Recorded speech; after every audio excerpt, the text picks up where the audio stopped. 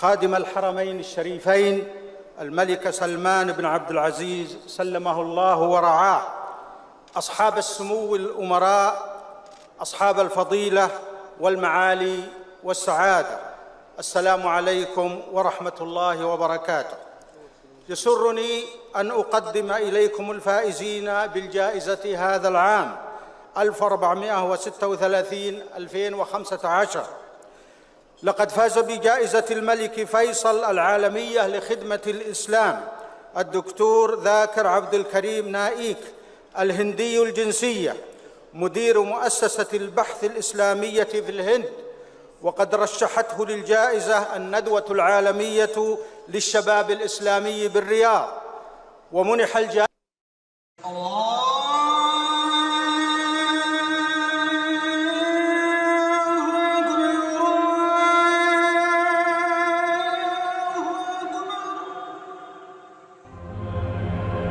أعوذ بالله من الشيطان الرجيم بسم الله الرحمن الرحيم ومن أحسن قولا ممن دعا إلى الله وعمل صالحا قال إني من المسلمين رب اشرح لي صدري ويسر لي أمري واحلل عقدة من لساني يفقهوا قولي.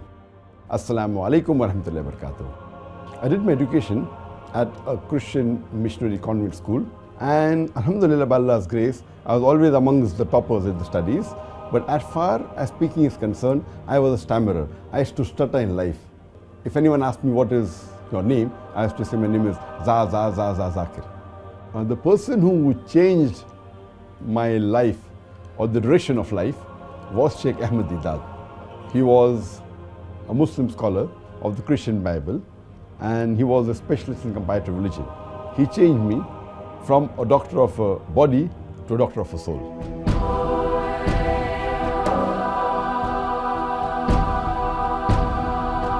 Alhamdulillah, my parents always supported me throughout my life for my dawah activities. And my mother wanted me to become like Dr. Chris Barnard, who was the person who did the first heart transplant in the human being. Later on, when I asked her that, do you want me to become like Chris Barnard or Sheikh Ahmed Didat? She said, I can sacrifice 1,000 Chris Barnards for one Sheikh Ahmed Didat. My main mission of life is to unite the Muslims. The only way we can unite the Muslim Ummah is on the criteria of the glorious Quran and the authentic hadith of Prophet Muhammad ﷺ. With this aim in life, we started Peace TV English 9 years ago. It is the hadith of Prophet Muhammad ﷺ that Islam will enter every home. I started the first Islamic International School 14 years ago, and the main purpose of the school was education for both the worlds. So when a child enters the school, not only is he trained to lead a life like a normal human being, he is also trained to pass this test of life, which is for this world and the Akhirah. The main motivation of my life, it is the glorious Quran. It is following the guidelines of Allah subhanahu wa ta'ala. One of the biggest motivator for me is my wife. Alhamdulillah, her support that I keep on striving more makes me strive harder. Islam is the only religion that can bring peace to the whole of humanity. Allah says, وَمَنْ أَحْسَنُ قَوْلًا مِمَّنْ دَعَا إِلَى اللَّهِ وَعَمِلَ صَالِحًا قَالَ إِنِّي مِنَ الْمُسْلِمِينَ. Who is better in speech than one who invites to the way of thy Lord, works righteousness, and says that I am a Muslim? وآخر دعوانا الحمد لله رب العالمين.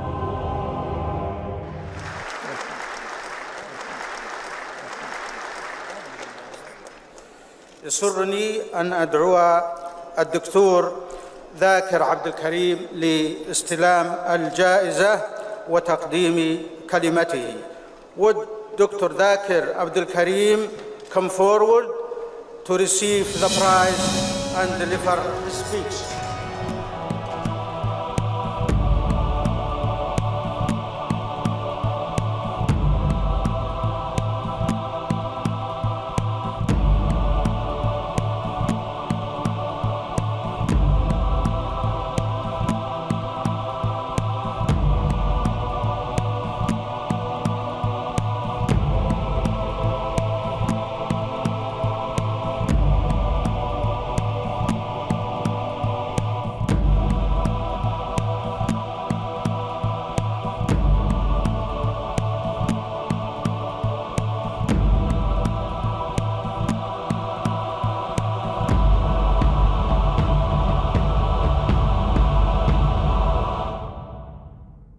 Alhamdulillah. Wassalatu wassalam ala Rasulillah wa ala alihi ashabi ajmain. The custodian of the two holy mosques, King Salman bin Abdulaziz Al Saud, the honorable dignitaries, my respected elders, and my dear brothers and sisters. I welcome all of you with the Islamic greetings. Assalamu alaikum wa rahmatullahi wa barakatuh. May peace, mercy, and blessings of Allah subhanahu wa ta'ala be on all of you. I would like to thank Allah subhanahu wa ta'ala and pray that He accepts my humble efforts and He makes all my actions for His sake and His service alone. And it is Allah subhanahu wa ta'ala's help alone and His help alone which has enabled me to accomplish whatever little bit I have.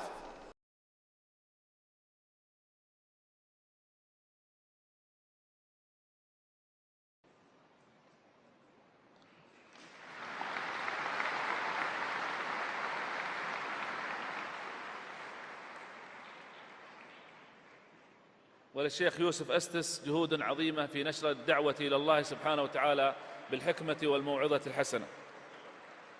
فضيلة الشيخ الدكتور زاكر عبد الكريم نايق.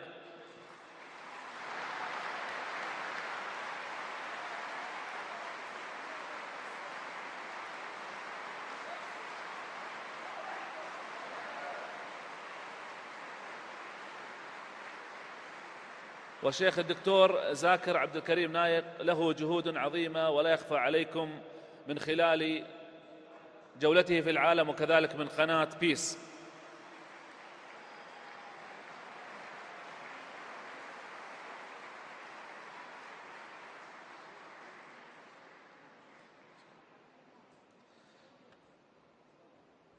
فضيلة الشيخ نعمان علي خان.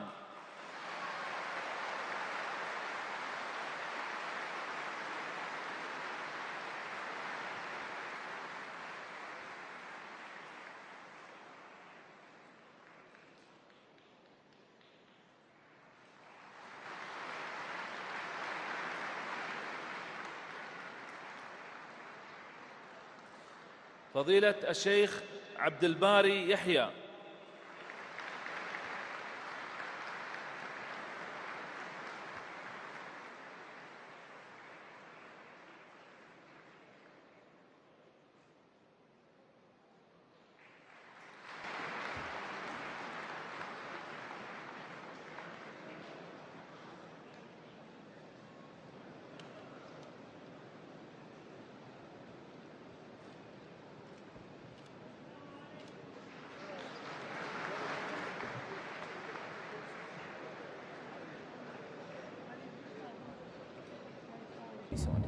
We are glad to be joined by Dr. Zakir Naik, a well-known speaker with a unique style that presents a fresh and enlightening picture of Islam in simple English terms, making it fast and easy to understand.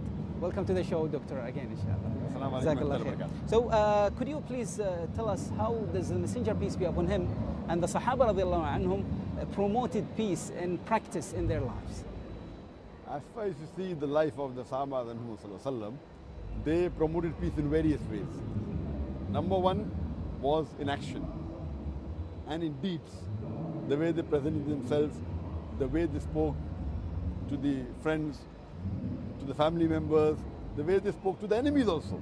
That itself, as the Quran says, that you have to win over the enemies in Surah Fussilat, chapter number 41, verse number 34, that you have to be good to them so they win them over. Besides that, they even spoke and they called people with words. So there is dawah, calling people to peace with action and deeds, and calling people to peace with words. So both of them are part of how they call people to the peace and Islam. And how does the Prophet Muhammad, peace be upon him, himself in his life, and especially with his relationship with the others, the non-Muslims, in practice, any special highlights of this in the life of the Messenger Muhammad sallallahu alaihi wasallam? If you see the seerah of the Prophet Muhammad sallallahu alaihi wasallam, we have hundreds of examples how he promoted peace and how he behaved with the non-Muslim. We have a beautiful example where Muhammad sallallahu alaihi wasallam walked and there was a woman who used to throw dirt on him every day. On the path, and used to throw on him, and he never used to object. And after several days, when one day she did not throw dirt, so he went to find out what was wrong with her. Assalamu alaikum wa rahmatullahi ta'ala wa barakatuh, Sheikh. How are you? Welcome to show and thank you for joining us. It's a great honor to be Could you here. please tell us a little about your participation in the convention? Alhamdulillah, I was actually pretty surprised and very pleased to get the invitation to come and speak here. Alhamdulillah, I'm going to be doing 2 sessions here. The first of them is on the linguistic miracle of the Quran, and the second one is on peaceful coexistence and the Quran's view on peaceful coexistence. Now, it is very interesting and challenging at the same time to try to highlight the linguistic miracles of the Holy Quran in another language. That's right. How do you go about this difficulty? Well, it has a lot to do with my personal journey. When I first started learning the Arabic language for the sake of understanding the Quran, my first impression was that Arabic is very complicated. It's not a simple language. But as I studied more and more, I realized it's a very mathematical, systematic language. Almost like studying Nahu is similar to studying chemistry, how, different elements react to each other. It's how different words react to each other.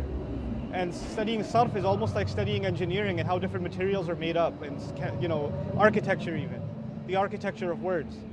So this was the technical studies that I kind of approached from a scientific way, and I found it very logical and very easy to understand. Alhamdulillah. Krishna সম্পর্কে বলছেন, ভালোবাসা আর লোভ নিয়ে বলছেন। কৃষ্ণের অনেক কিছুই আমি সমর্থন করি, কিন্তু সব কিছু না। অনেক কিছুই তিনি বলেছেন। তিনি বলেছেন ক্ষত্রিয় হতে, অন্যায়ের বিরুদ্ধে যুদ্ধ করতে যদি আপনজনের বিরুদ্ধেও যায়। তিনি এটা বলেছেন ভগবদ গীতায় 2 অনুচ্ছেদ 31। একই কথা আছে কোরআনে সূরা নিসা অধ্যায় 4 আয়াত 135-এ, যে ন্যায়ের পক্ষে যুদ্ধ করো। যেহেতু আল্লাহ সুবহানাহু ওয়া তাআলা দেখছেন, যদি এটা তোমার বিরুদ্ধে যায়, আত্মীয়দের বিরুদ্ধে যায়, তোমার বাবা মার বিরুদ্ধে গেলেও আল্লাহ উভয়কে রক্ষা করেন। তাই তার কথা যদি কোরআনের সাথে মিলে, আমার ঈশ্বরের কথার সাথে মিলে, আমি মানব, কিন্তু সবকিছুই মানব না। আমি জানি কোরআন ঈশ্বরের বাণী, আর এ কারণেই আমি বলি এটা হলো ফুরকান। ফুরকান হলো সত্য মিথ্যার পার্থক্যকারী। যদি আপনি এটা পড়েন, এটা হলো সর্বশেষ এবং চূড়ান্ত বার্তা সর্বশক্তিমান ঈশ্বরের, যা মানব জাতিকে দেওয়া হয়েছে। এটা পড়েন। আমি চ্যালেঞ্জ করলাম একটা মাত্র ভুল বের করতে। অন্যান্য গ্রন্থ যেগুলো আছে, অন্যান্য ধর্মগ্রন্থ, সময়ের আবর্তে সেগুলোর পরিবর্তন ঘটেছে, সংযোজন হয়েছে, মিশ্রণ হয়েছে। একথা কে বলেছে? আমি না, খ্রিস্টান বিশেষজ্ঞ। তারা বলেছে বাইবেল এখন তার আসল রূপে নেই। মহাভারত বিশেষজ্ঞরা বলছে শুরুতে মহাভারত একটা গল্প ছিল, যা অর্জুনের দাদা মানুষজনকে বলেছিল। পরবর্তীতে হলো 8000 শ্লোকাস থেকে 24000 শ্লোকাস। এখন দেখবেন 1 লাখেরও বেশি শ্লোকাস সংস্করণ আর সংযোজন। আমি মানতে পারি না যে ঈশ্বর তা করেছেন। ঈশ্বরের কথা বাদ দেন, ঈশ্বরের বার্তাবাহক এমনটা করবেন না। আমি যা বলবো এটা হয়তো একটা সংযোজন।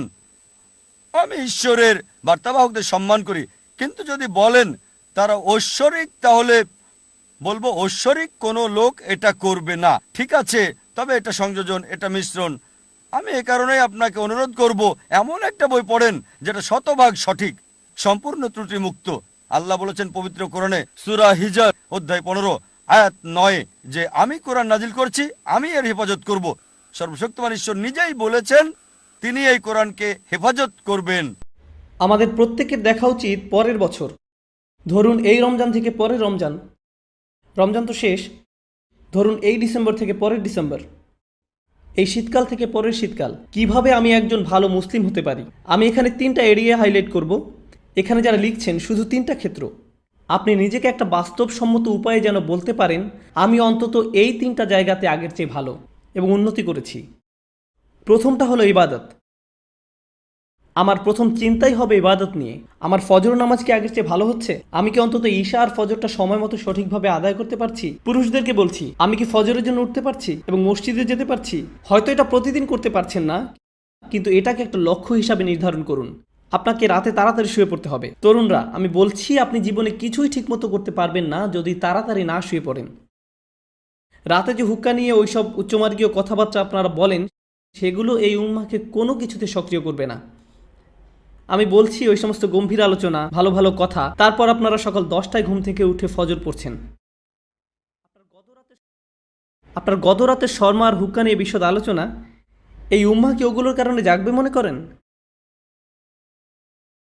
ঠিক সময় ঘুমোতে যান, তাড়াতাড়ি উঠুন, ঠিক মতো ফজর পড়ুন, সকালে কোরআন পড়ুন, ইন্না কুরআন আল ফাজরি কানা মাশহুদা। নিয়ম করে ঠিকঠাক মতো কোরআন পড়ুন। আমরা দুনিয়া বদলানোর কথা বলি, কিন্তু আমরা একটা দিনের কার্যক্রমও বদলাতে পারি না। আপনি যদি আপনার দিন বদলাতে পারেন, তাহলে আপনার বছরও বদলাতে পারবেন, আপনার জীবনও বদলাতে পারবেন। আপনাকে আপনার দিন দিয়েই শুরু করতে হবে। ইবাদত অর্থে আপনার সকালটাকে ফলপ্রসূ করতে হবে। ইবাদতের একটা অংশ হলো, আমি বিশেষ করে এখানে তাদের অন্তর্ভুক্ত করব যাদের দূরদর্শিতা আছে। আপনার দূরদর্শিতা, আপনার অনুপ্রেরণা আসবে কোরআনের মাধ্যমে। কোরআন আপনার হৃদয়ে থাকতে হবে। যতটুকু সম্ভব কোরআন মুখস্থ করার প্রজেক্ট শুরু করতে হবে আপনাকে। একেবারে যতটুকু পারেন, যত কমই হোক না কেন। আপনি যদি বেশি করে করতে পারেন তাহলে বেশি করেন, কিন্তু প্রতিদিন ফজরের সময় একটু কোরআন তেলাওয়াত, একটু মুখস্থ করা, এটাই আপনার দিনকে ভালোভাবে শুরু করবে। আর আমি আপনাকে গ্যারান্টি দিতে পারি, আপনি যদি এরকম করেন, শুধু সপ্তাহে একবার করে দেখেন, পার্থক্যটা আপনি দিনের বাকি সময় ধরে বুঝতে পারবেন। আপনি লক্ষ্য করবেন যে ওই দিনটাতে অনেক বেশি বারাকা আছে, আপনি অনেক বেশি কিছু শেষ করতে পারছেন, আপনার চারপাশে দরজা খুলে যাচ্ছে, অনেক সুযোগ তৈরি হচ্ছে, আপনার মন পরিষ্কার আর অনেক সৃষ্টিশীল আইডিয়া আসছে। আপনি দেখবেন আল্লাহ আপনাকে ওইসব কল্যাণ দিচ্ছেন এবং দরজা খুলে দিচ্ছেন যেগুলো আগে বন্ধ ছিল। কাজেই প্রথমটা, কতগুলো এরিয়া আমি যেন বলেছি? 3টা এরিয়া। প্রথমটা হলো ইবাদত, এটাই প্রথম এরিয়া যেটাতে আমি আরও ভালো করতে যাচ্ছি।